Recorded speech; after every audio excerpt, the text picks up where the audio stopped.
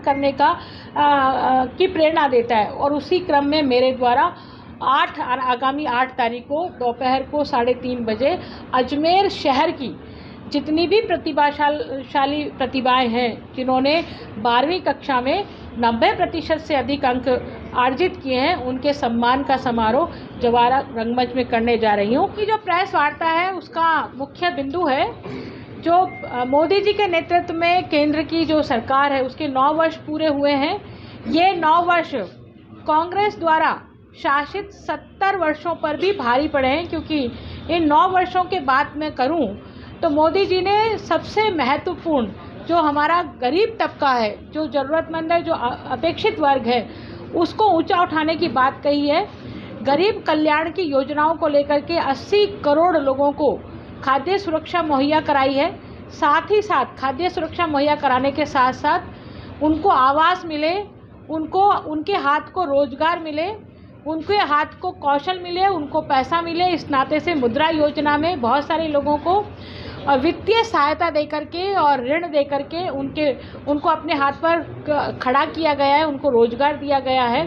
प्रधानमंत्री आवास सुविधा के नाते से पूरे देश भर में 4 करोड़ से भी अधिक आवास बनाए गए हैं, जिसमें पहले सिर्फ 1 कमरा आवास के रूप में मिलता था, लेकिन अब 2 कमरे, रसोई, इज्जत घर के साथ साथ महिलाओं को उज्ज्वला गैस कनेक्शन और उज्ज्वला गैस कनेक्शन के साथ साथ में अब महिलाओं को जो है रोशनी की सुविधा सौभाग्य योजना में मिलने जा रही है। 2014 से पहले पूरे हिंदुस्तान भर में सिर्फ और सिर्फ 14 करोड़ लोगों के पास गैस कनेक्शन था। अब आज की तारीख में यदि मैं बात करूं तो हिंदुस्तान में 31 करोड़ लोगों के पास में ये गैस की सुविधा है। तो बहुत महत्वपूर्ण माननीय मोदी जी ने गरीब कल्याण को प्राथमिकता देकर गरीब का कैसे हित हो सके, गरीब को कैसे ऊंचा उठाया जा सके, उसकी बात की है।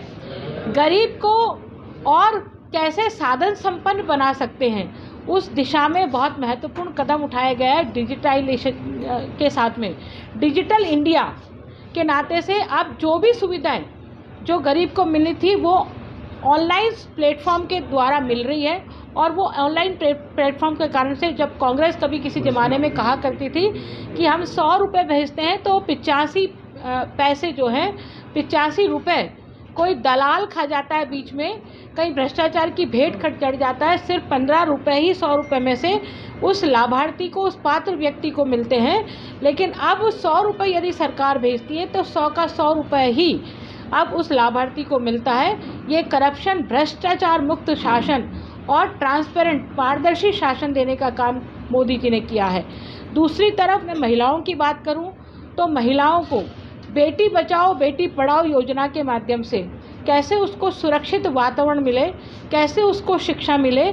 3 तलाक के द्वारा जो हमारी अल्पसंख्यक बहनें थे, मुस्लिम बहनें थी, उनको 82% अब ये 3 तलाक के केस ख़त्म हो गए हैं, उनको सुरक्षित जीवन उनको मिला है।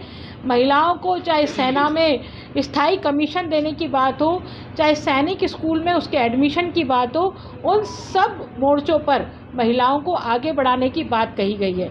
युवा शक्ति कैसे आत्मनिर्भर बने, इसके नाते से स्किल इंडिया, आत्मनिर्भर भारत और मेक इन इंडिया के तहत बहुत सारी योजनाएं माननीय प्रधानमंत्री जी ने लॉन्च किया।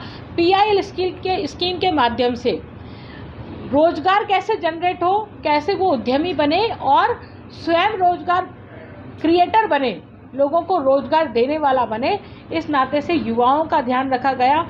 यदि मैं किसान की बात करूं तो आमूलचूल परिवर्तन, सच्चर कमेटी की जितनी रिपोर्ट्स थी 99% रिपोर्टों को सरकार द्वारा मान लिया गया। ये पहली गवर्नमेंट थी जिसमें वो कमेटी की रिपोर्ट को माना गया।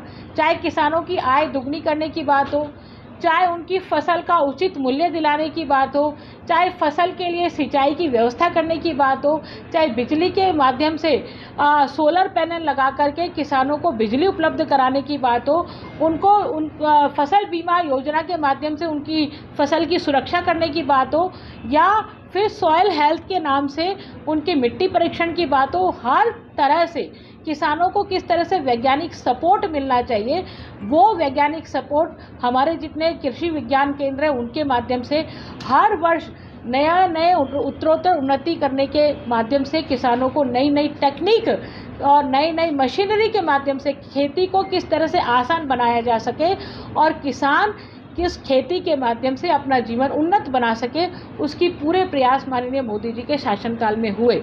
शिक्षा की यदि मैं बात करूं तो 34 साल बाद में इस देश में नई शिक्षा नीति आई है और पीएम श्री योजना के तहत पूरे देश भर में जो हमारे राजकीय विद्यालय हैं उन राजकीय विद्यालयों में मूलभूत सुविधाओं के साथ साथ टीचर्स ट्रेनिंग, शिक्षकों की ट्रेनिंग और अच्छे शिक्षक कैसे हम ला सकें उसकी बात की गई है। स्वास्थ्य सेवाओं की यदि मैं बात करूं तो आयुष्मान भारत पूरे देश भर में लागू किया गया है। उसके माध्यम से 5 लाख रुपए तक का फ्री में इलाज पूरे देश भर के किसी भी अस्पताल में जाकर के एक गरीब आदमी, एक बीमार आदमी उस उपचार को करा सकता है। मोदी जी के 9 साल के कार्यकाल को हम जब देखते हैं तो हमें मालूम होता है कि ये कार्यकाल यदि इस जनता के विश्वास के साथ में और आगे बढ़ा तो हम भारत की बदली हुई तस्वीर, एक नया भारत, एक विकसित भारत को देखेंगे। यही आज प्रेस के माध्यम से आपको मेरे को बताना था। रहने के लिए सब्सक्राइब करें गांधी एक्सप्रेस न्यूज राजस्थान और बेल आइकन को प्रेस करें।